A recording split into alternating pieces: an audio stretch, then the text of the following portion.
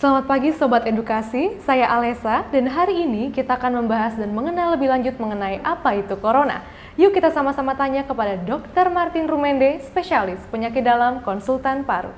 Selamat pagi, saya Dr. Martin Rumende, Divisi Pulmonologi dan Penyakit Kritis, Departemen Ilmu Penyakit Dalam, FKUI RSCM. Baik dokter, apa itu Corona? Coronavirus itu adalah virus yang dapat menyebabkan infeksi saluran napas bagian atas dan juga dapat menyebabkan terjadinya komplikasi pneumonia dan dapat menyebabkan kematian. Virus ini bermacam-macam jenisnya. Yang pertama kali kita alami yaitu tahun 2002, ada virus corona yang menyebabkan penyakit yang kita kenal dengan SARS yang terjadi tahun 2002. Kemudian tahun 2012, virus corona itu menyebabkan infeksi MERS. Dan yang saat ini, corona juga menyebabkan infeksi yang kita kenal dengan COVID-19, singkatan dari Coronavirus Respiratory Disease yang timbul dan terjadi pada tahun 2019. Ini adalah kelompok dari virus corona yang menyebabkan penyakit infeksi saluran napas atas dan bawah. Untuk gejalanya sendiri, ada apa aja ya dokter? Gejalanya sangat bervariasi ya, dari ringan sampai berat ya. Gejala ringannya hanya didapatkan keluhan pilek, batuk, sakit tenggorok, bisa sertai dengan demam ataupun tidak. Dan pada keadaan yang berat bisa timbul gejala sesak napas hebat akibat infeksi yang mengenai paru-paru, sehingga pasien tampak sesak napas dan memerlukan tindakan perawatan di ICU. Untuk Corona sendiri, penularannya seperti apa ya dokter? Penularannya terjadi melalui beberapa cara. Yang pertama adalah dengan cara kontak ya. Jadi virus bisa dikeluarkan pada saat pasien yang terinfeksi batuk atau bersin, kemudian virus akan keluar dan terdapat di berbagai benda ya, yang kemudian bila orang lain menyentuhnya maka dia akan terinfeksi melalui secara kontak. Yang kedua dengan droplet atau percikan. Ini timbul kalau seseorang yang menderita infeksi virus corona ini batuk atau bersin ya, kemudian ada orang di sekitarnya dalam jarak 1 meter, dia bisa menghirup virus itu sehingga dia akan terjangkit. Dan pada keadaan tertentu bisa juga terjadi penyebaran secara airborne.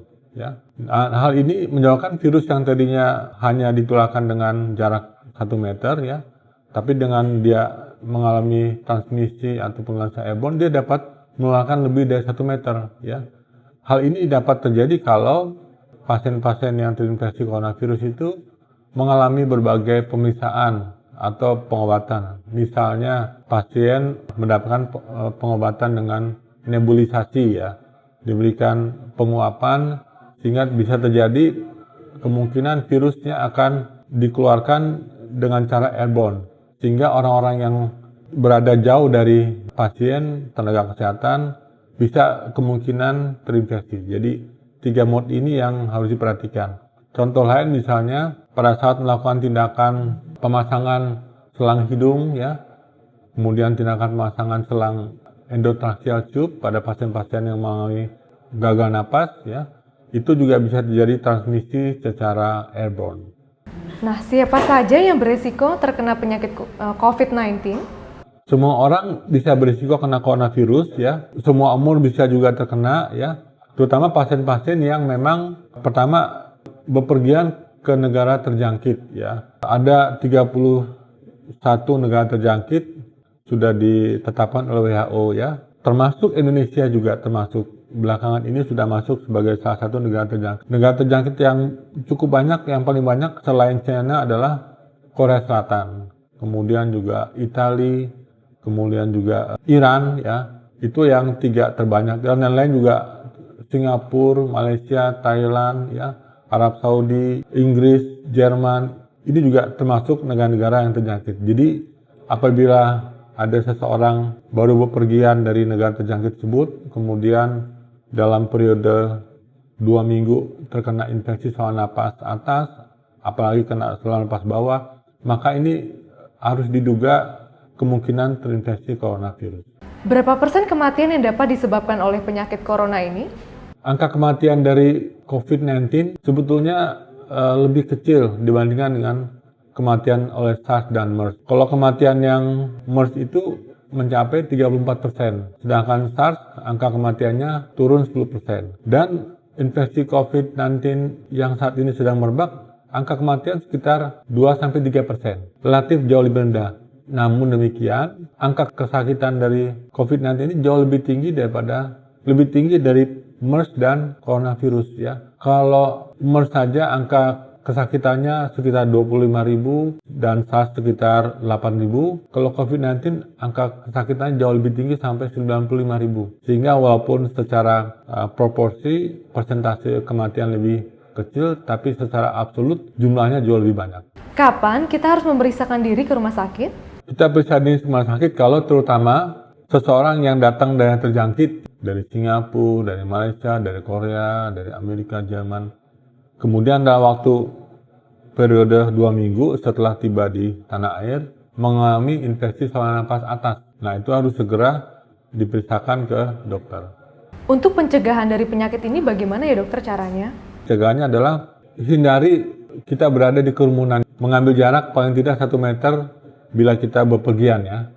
Karena kita nggak tahu orang-orang di sekitar kita mungkin ada terinfeksi virus yang tidak begitu bergejala. Jadi kemudian kita harus seringkali melakukan cuci tangan dengan sabun ya. Terutama sebelum kita memegang mata atau hidung atau rongga mulut untuk menghindari terjadinya transmisi secara kontak. Dan kemudian bila kita batuk atau bersin kita harus menutup dengan tisu ya. Tisu atau dengan kerah baju supaya mencegah terjadinya transmisi dari virus secara droplet ya. Menjaga daya tahan tubuh tetap sehat ya dengan pola hidup sehat. Tidur 6-8 jam, makan 3 kali sehari, kemudian cukup minum dan cukup makan. Sekarang kita tahu bahwa orang ini banyak sekali yang memborong masker. Sebenarnya siapa sih dokter yang harus mengenakan masker? Penggunaan masker diutamakan pada pasien-pasien yang memang sedang flu ya. Sedang sakit flu, kita sarankan pakai masker surgical supaya tidak menularkan ke orang lain. Bagaimana dengan orang sehat? Orang sehat terutama untuk yang berisiko tinggi, yaitu usia lanjut ya, ibu hamil ya, dan kemudian juga anak-anak harus dihindari ya. Kalau usia lanjut ibu hamil sebaiknya memang di keramaian menggunakan masker untuk mencegah terinfeksi. Dan sesering mungkin kita melakukan cuci tangan supaya mencegah terjadinya transmisi kontak. Nah, sudah tahu kan kita mengenai apa itu penyakit corona? Maka dari itu jangan panik dan selalu jaga kebersihan diri.